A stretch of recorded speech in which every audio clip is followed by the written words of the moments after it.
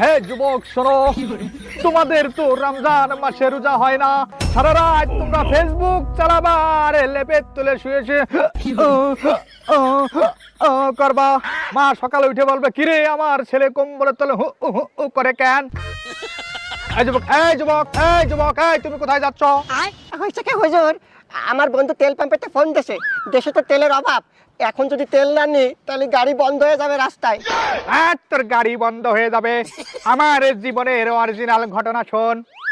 একদিন আমি সাতক্ষীরা থেকে ওয়ার সাইডে আসতেছি, হঠাৎ করে রাস্তার মাঝখানে গাড়ি বন্ধ হয়ে গেল।